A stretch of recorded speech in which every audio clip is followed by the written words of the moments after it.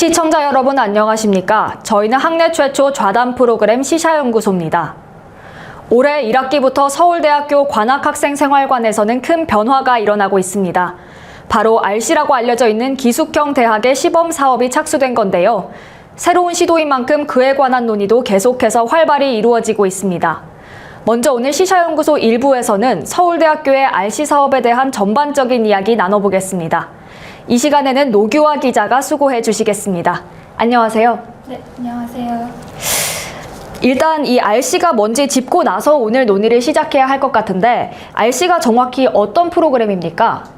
네, RC란 Residential College의 줄임말로 기숙형 대학이라는 의미입니다.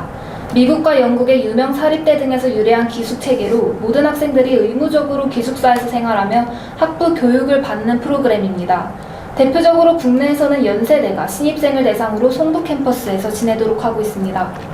네, 그런데 우리 서울대학교도 이미 시흥 캠퍼스에서 RC 사업을 시도한 적이 있다고 들었는데 그 결과는 어땠습니까?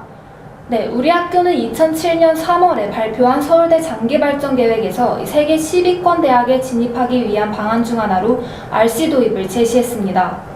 이후 2009년 6월 서울대와 시흥시는 시흥캠 양해각서를 체결하면서 이 시흥 캠퍼스에 RC 제도를 도입하는 방안을 검토했지만 당시 재학생들이 학생사회 이원화와 또 대학의 기업화가 우려된다며 격렬히 반대했습니다. 2013년 학생들은 시흥캠 논의에 학생 참여를 요구하며 천막 농성을 진행했으나 2016년 시흥캠 조성을 위한 실시협약을 체결하자 학생들이 6개월 가까이 대학 본부를 점거했습니다. 그 결과 시흥 캠퍼스 도입은 무산됐으나 이후 관악 캠퍼스에 RC를 도입하자는 제안이 나왔고 2018년 총장 선거 때 오세정 현 총장을 비롯해 대부분의 후보가 이 관악 캠퍼스에 RC를 도입하는 방안을 공약으로 제시했습니다. 그리고 오 총장 취임 후 3년 가까운 시간이 지난 지금에서야 이 재추진 필요성이 물밑에서 제기되었고 현재는 LNL 시범 사업이 운영되고 있습니다. 네, 그러니까 시흥 캠퍼스에서는 무산됐고 이제는 관악 캠퍼스에서의 RC 도입이 논의되고 있는 거군요. 그런데 한 번 실패를 겪었음에도 불구하고 이 RC 사업이 또다시 조명받은 이유가 뭔가요? 우선 학교 측에서는 이 노후한 관악 캠퍼스 기숙사 920에서 26동에 대한 재건축을 논의하는 과정에서 아이디어가 제시된 것이라고 말했습니다. 한편 교육계에서는 이 RC의 가장 큰 장점으로 학생들의 소속감과 공동체 정신을 자연스럽게 고양할 수 있다며 긍정적으로 보고 있습니다. 서로 다른 학과의 학생과 교수들 간 소통이 활발해져 이 학제 간 융복합이 원활하게 추진된다는 것도 장점으로 거론되었습니다. 이런 이유로 국내에서도 연세대를 비롯해 동국대 경주 캠퍼스와 또 고려대 세종 캠퍼스 등이 RC 제도를 시행 중에 있습니다. 네, 이 주거 환경에서도 소통과 교육이 이루어진다는 게 가장 큰 장점인 것 같습니다. 그럼 RC를 체험한 국내 다른 학교 학생들의 반응은 어떻습니까? 우선 연세대 송도 캠퍼스에서 RC를 체험한 이 재학생 고민석 학생의 경우 하루 종일 다양한 학과의 학생들과 지내다 보니 유대감이 높아지고 또 진로를 정하는 데도 큰 도움이 됐다며 긍정적인 반응을 보였습니다. 하지만 부정적인 반응도 있었는데요. 연세대학교 강태현 학생은 인터뷰에서 이 RC 프로그램이 제공하는 다양한 교과 외 활동이 학업에 대한 온전한 집중을 어렵게 만들었다며 이 RC 프로그램의 특성상 신입생이 별개의 공간에서 학교 생활을 하므로 타학년과 함께하는 과 내 행사에 대한 시간적 부담감이 커졌다고 말했습니다. 네, 긍정적인 반응과 부정적인 반응 모두 있다는 말씀이시군요. 알겠습니다. 그럼 이제 본격적으로 서울대학교 관악 캠퍼스의 RC 도입에 대한 이야기 나눠볼 텐데요. 일단 이 서울대형 RC 모델에는 새로운 이름이 붙었다고요? 네, 맞습니다. 서울대학교가 RC 시범 사업에 착수하면서 생활과 교육의 통합이라는 의미로 Living and Learning, 줄여서 LNL이라는 이름을 붙였습니다. 그럼 이 LNL 시범 사업은 언제부터 어떻게 진행되어 왔습니까? 네, 시범 사업은 2층부터 8층 일부가 리모델링된 906동에서 2023년 3월부터 1년간 진행되고 있습니다. 시범 사업을 위해 신입생 248명과 재학생 26명 등 총 274명을 모집했습니다.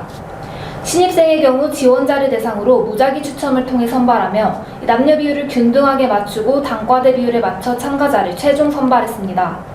다양성이라는 취지를 고려해 수도권 거주 학생도 40% 이내로 선발했습니다. 재학생의 경우 서류와 면접 평가를 통해 참여 의지가 강한 학생을 선발했습니다.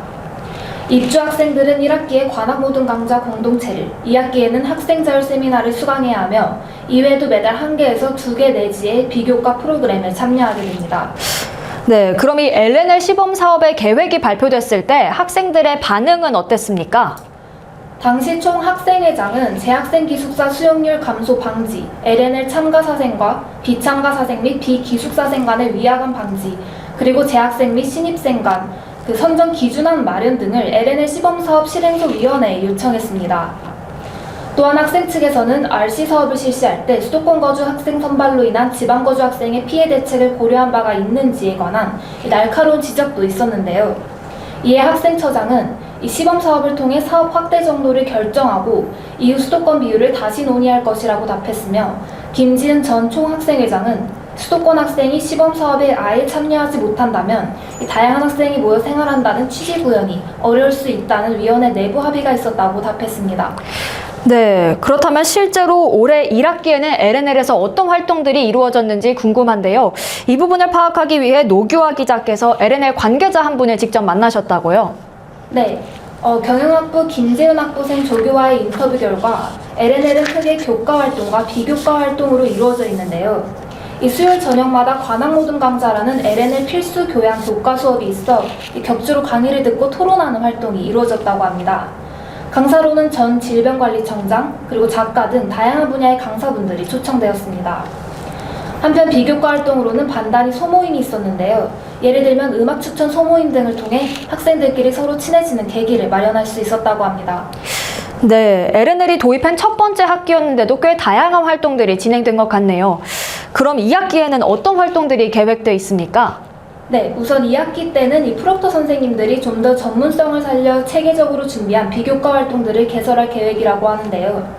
우선 수요 조사를 했을 때 학생들의 반응이 괜찮았다고 합니다. 또 2학기 교과 수업은 학생 자율 세미나로 이루어질 예정입니다. 학생들이 직접 연구해보고 싶은 주제로 개설되었으면 하는 강좌를 제안하고 실제로 만들어질 경우 1학점짜리 수업으로 진행됩니다. 현재 주식 투자, 연극, 교내지도 제작 수업 등 다양한 수업이 개설되어 있다고 합니다. 네, 특히 학생들이 원하는 주제를 직접 제안할 수 있다는 게 상당히 큰 장점인 것 같습니다. 그런데 실제로 학생들은 이런 LNL 활동에 얼마나 참여하고 있습니까? 우선 이 LNL 관계자분에 따르면 교과 수업의 경우 SNU이긴 하나 과제 제출을 하지 않거나 또 결석률이 잦으면 유를 받을 수도 있기 때문에 이 강제성에 의해서라도 학생들이 성실하게 참여하고 있다고 합니다. 그렇군요. 그렇다면 참여한 학생들의 만족도는 어땠는지도 궁금합니다. 우선 LNL에 참여한 인문계열 이수진 학생은 같이 생활하면서 수업을 듣는 대학 친구들 덕분에 이 신입생임에도 불구하고 학교 생활에 빨리 적응하고 또 편안함을 느끼게 되었다고 했습니다. 경영학부 김재은 학생 또한 LNL 시범 사업을 운영하기 이전 906동에 살았을 때는 룸메와의 교류가 크지 않아 외로움을 느꼈지만 LNL을 하면서는 같은 수업을 듣는 친구들끼리 같은 층과 방을 쓰다 보니 외로움이 많이 해소된 것 같다며 만족감을 드러냈습니다. 한편 LNL 관계자분의 인터뷰에 따르면 흔히 교양이나 전공 수업을 들을 때와 유사하게 학생마다 흥미를 느끼는 정도가 다른 것 같다고 말했습니다. 특히 비교과 활동에서 차이가 더 많이 발생하는 것으로 보았는데요. 호신술 활동이나 또 북토크 활동 등 다양한 활동에 대해 본인이 관심 있어 하는 학생들이 더 많이 참여하면서 학생들마다 차이가 컸던 것으로 드러났습니다. 네, 역시 학생들마다 성향이 다 다르다 보니 개인차가 존재하는군요.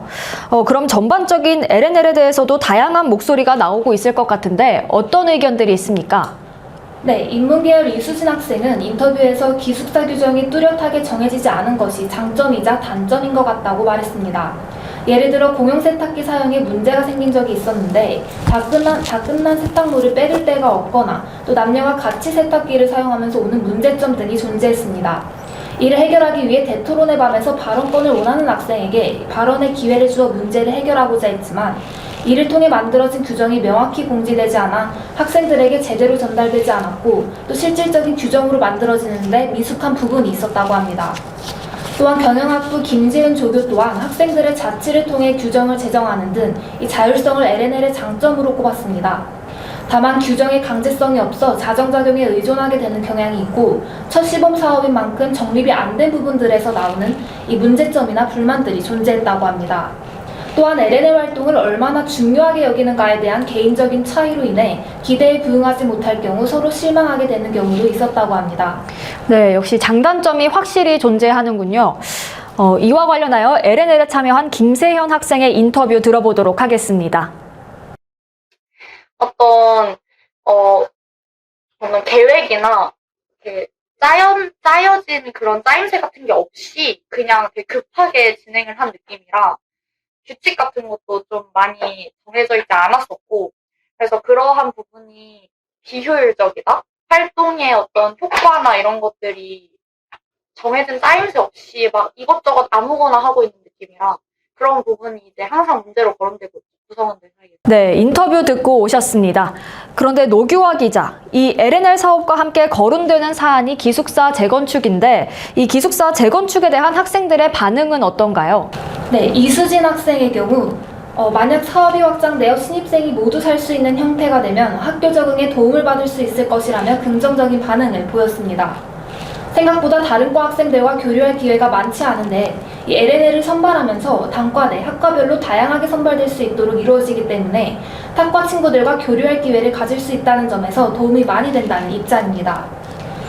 또한 김재훈 조교는 인터뷰에서 구간의 열악한 환경 등을 고려해 볼 때 재건축 자체는 필요하다는 입장이나 다만 다른 재학생들이 지낼 공간이 그만큼 줄어들고 또 LNL이 거주지나 소득 분위를 보지 않기 때문에 정말 필요한 학생들에게 기숙사 거주 기회가 줄어드는 문제를 고려해 볼 필요가 있다고 말하며 우려를 표하기도 했습니다. 네, 기숙사 재건축에 관한 김세현 학생의 인터뷰도 잠시 들어보도록 하겠습니다. 근데 사실 어떤 틀이나 규칙 같은 게 잘 잡혀 있으면 괜찮을 것 같거든요. 왜냐면 학생들끼리 좀 더 친해질 수 있는 기회나 뭔가 대학 생활에 적응할 수 있는 기회나 이런 것들을 많이 제공해 줄 수 있다고 생각은 하는데, 지금의 준비도로는 1학년 학생들 전체를 다 이제 기숙사 생활을, LNL 생활을 시키기에는 좀 무리가 있는 것 같고, 준비를 좀 더 철저하게 한 상태여야 할 것 같아요. 학교 차원에서 어떤 이 LNL에서의 수업을 정식 수업으로 인정해주는 정도나 LNL 안에서의 어떤 그 수업이 좀 더 짜임새 있게 잘 이루어지는가, 또는 공동생활의 규칙이 잘 마련되어 있는가, 이런 것들이 좀 더 잘 이루어져야 이제 1학년들을 다 LNL을 경험할 수 있게 해주는 게 효과가 있지 않을까. 인터뷰 듣고 오셨습니다. 지금까지 서울대형 RC 사업인 LNL 시범 사업과 학생들의 반응에 대해 살펴봤는데요. 이어지는 2부에서는 기숙사 재건축에 관한 이야기 조금 더 나눠보도록 하겠습니다. 노규화 기자 수고 많으셨습니다. 감사합니다. 계속해서 시사연구소 2부 이어가겠습니다. 현재 시범적으로 운영되고 있는 LNL 사업이 확장되기 위해 기숙사 재건축이 필요한 만큼 이번 시간에는 기숙사 재건축에 관한 문제를 조금 더 자세히 들여다보도록 하겠습니다. 2부는 김성훈 기자와 이야기 나눠보겠습니다. 안녕하세요. 안녕하세요. 일단 이 기숙사 재건축 사업, 현재 어느 단계에 와 있습니까? 네, 기숙사 재건축 사업은 사업 규모가 매우 크기 때문에 본부와 관악학생생활관 행정실이 함께 사업을 기획하고 있습니다. 하지만 아직까지는 공식적으로 사업 방식 및 기간이 구체화된 것은 없는 상황입니다. 네, 이 기숙사 재건축과 관련해 정해진 사안이 아직까지 없다는 건 조금 의아한데 그럼 논의가 어디까지 진행된 겁니까? 우리 학교 관악학생생활관 행정실의 답변에 따르면 관련된 논의는 이미 2013년부터 제기되었으며 본격적인 기숙사 재건축 추진을 위한 기획 및 검토는 2017년부터 지속되고 있습니다. 그리고 일부에서 다뤘다시피 이 LNL 문제가 본격적으로 수면 위로 드러난 게 2018년 오세정 총장의 취임 공약이었는데 그렇다면 그 이전의 재건축 논의는 왜 나온 겁니까? 사실 재건축 논의는 LNL 사업 프로그램 구성 및 운영과는 별개로 920동부터 926동 7개 동의 건물 노후화로 인해 제기되었습니다. 이 건물들은 1983년 개관되어 현재는 준공된 지 40년이 지난 건물들인데 올해부터는 안전 위험성을 면밀히 진단하는 노후시설물 정밀점검 대상으로도 선정된 바 있습니다. 이는 시설 노후화로 발생할 수 있는 안전 문제들을 예방하기 위한 유지보수 비용의 지속적인 증가도 야기하는 문제입니다. 이 밖에도 건물 주변 교육 및 편의 공간이 절대적으로 부족한 문제와 건물이 노후하여 나타나는 외벽 외장 마감의 균열 및 누수 등의 시설 문제들을 재건축을 통해 해결하여 생활 편의를 증진하는 데 기여하고자 재건축 논의는 처음 제기되었습니다. 네, 그럼 아까 재건축 논의가 2017년부터 시작됐다고 하셨는데 그 이후에는 구체적으로 어떤 논의들이 있었는지 궁금합니다. 재건축과 관련된 논의는 2017년, 2021년, 그리고 2022년 크게 3번 이뤄진 적이 있습니다. 2017년, 2022년에 제기되었던 재건축 진행 계획은 BTL 방식이었으며 2021년에는 학교채 발행을 통한 재건축 사업이 계획되었습니다. 네, 이 BTL 조금 생소한 단어인데 이 BTL 방식이 정확히 어떤 겁니까? BTL 방식은 민간 사업자가 자기 자금과 경영 기법을 투입하여 공공시설을 임대하는 것을 말합니다. 만약 기숙사 재건축 사업이 BTL 방식으로 진행된다면 재건축 비용을 민간 기업으로부터 투자받아 재건축을 진행하고 기숙사의 관리 운영권을 일정 기간 동안 기업에게 일부 양도하게 됩니다. 그러면 기업은 양도받은 관리 운영권을 통해 생활관에서 운영 이익을 창출하고 학교는 장기간 투자금을 갚는 형식으로 진행됩니다. 또한 BTL 사업 방식은 교육부가 관련 예산을 편성하여 지원해주기도 하여 큰 비용이 들어가는 재건축 사업에 적합한 방식으로 고려되었던 것입니다. 그러니까 기숙사 재건축 비용에 투자하는 민간 기업이 잠시 기숙사 운영 권한을 가지게 되는 그런 방식이군요. 그렇다면 비용 문제는 어느 정도 해결이 가능해 보이는데 사실 재건축이 진행되면 기존에 거주하던 학생들이 나와야 하지 않습니까? 그 학생들의 숙박 문제에 대한 해결 방안도 있습니까? 네, 당시 2016년에 착공하였던 글로벌 생활관의 준공과 사생 수용이 2019년 상반기부터 가능해져 이와 연계하여 기존 920동부터 926동의 거주 인원들을 2019년 상반기에 글로벌 생활관으로 입주시키고 2019년 하반기부터 재건축을 진행할 계획을 마련했었습니다. 또 이를 통해 연면적을 14,980제곱미터에서 54,000제곱미터로 늘리고 수용 인원을 1,000명대에서 2,800명까지 늘리는 계획도 존재하였습니다. 그런데 왜 추진되지 못한 건가요? 해당 사업은 당시 총장이었던 성낙인 총장의 결재까지 거쳤지만 교육부의 사업 규모를 뛰어넘는 사업비가 책정되며 사업 신청을 연기하는 것을 교육부가 권고하는 것으로 일단락되었습니다. 당시 교육부의 한 해 BTL 사업 규모가 2개 학교를 대상으로 1,000억 원 지원하는 것이었는데 당시 우리 학교 재건축 사업비가 1,076억에 달하여 교육부의 지원 예산을 초과하였기 때문입니다. 그렇군요. 그럼 그 이후에도 이 BTL 사업에 기반해 재건축이 추진된 적이 또 있습니까? 네, 2022년 교육부가 공립대학교 BTL 수요조사 신청을 진행한 적이 있습니다. 이때 당시 우리 학교도 지원을 했었는데 당시에도 BTL 사업 대상으로 채택되지는 못한 것으로 살펴집니다.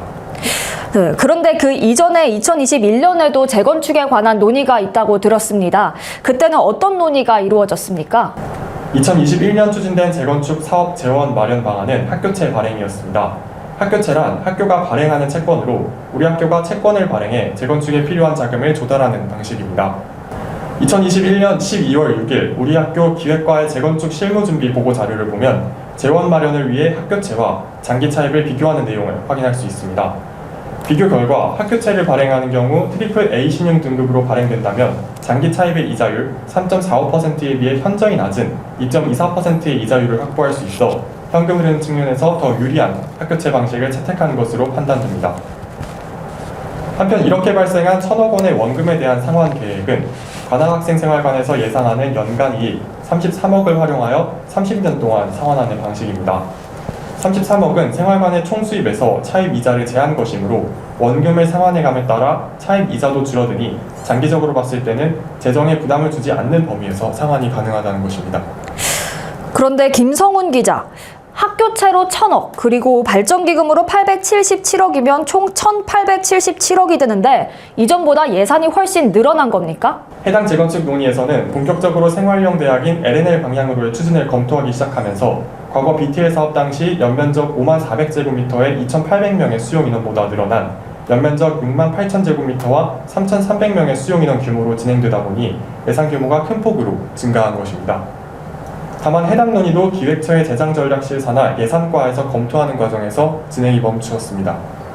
그렇군요. 그럼 2022년 이 교육부 BTL 수요조사 이후에 진행된 재건축 논의는 확실하게 알 수 없는 건가요? 네, 아직까지는 재건축과 관련하여 확실하게 정해진 바가 없는 상황입니다. 다만 지난 3월 본부에서 재건축과 관련한 LNL 구축 사업 계획서를 만들면서 행정실에 관악학생생활관 노후 현황과 시설물 현황, 그리고 수용 인원 자료를 요청한 적이 있다는 답변을 행정실 건축팀장님으로부터 들을 수 있었습니다. 이를 통해 현재까지도 재건축을 위한 재원 마련 방안 및 재건축 계획의 검토는 계속 진행되고 있음을 알 수 있습니다. 알겠습니다. 김성훈 기자 오늘 자세한 이야기 들려주셔서 고맙습니다. 수고 많으셨습니다.